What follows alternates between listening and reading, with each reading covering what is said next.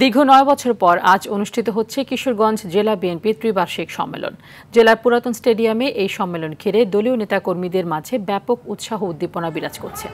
সকাল থেকে জেলার বিভিন্ন উপজেলা ও ইউনিয়ন থেকে নেতাকর্মীরা মিছিল নিয়ে সমাবেশ স্থলে আসছেন।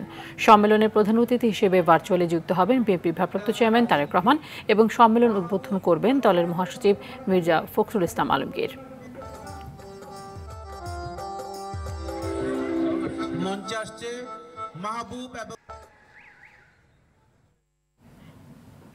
এ বিষয়ে আরো জানাতে কিশোরগঞ্জ থেকে সরাসরি যুক্ত হচ্ছেন সহকর্মী শফিকুল ইসলাম নাইম।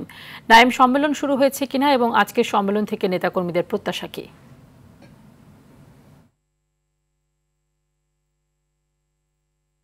দীর্ঘ ৯ বছর পর জেলা বিএনপিতে সম্মেলন কিন্তু অনুষ্ঠিত হচ্ছে।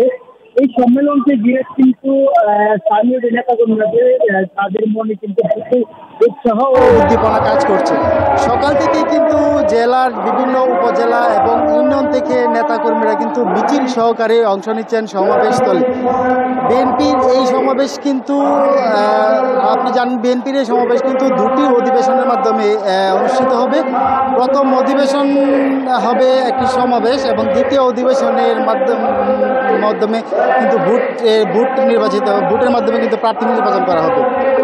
তো প্রথম সমাবেশে প্রধান অতিথি হিসেবে ভার্চুয়ালি উপস্থিত থাকবেন যে বিএনপির ভারপ্রাপ্ত চেয়ারম্যান তারেক রহমান এবং এই প্রথম অধিবেশন উদ্বোধন করবেন বিএনপির মহাসচিব মির্জা ফখরুল।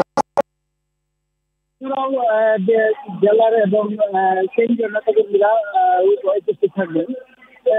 এরপরে কিন্তু বিকাল ৪টা থেকে কিন্তু শুরু হবে দ্বিতীয় অধিবেশন।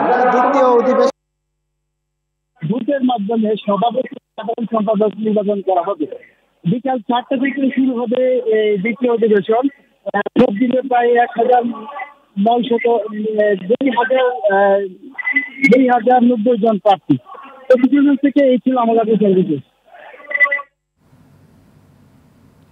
ধন্যবাদ।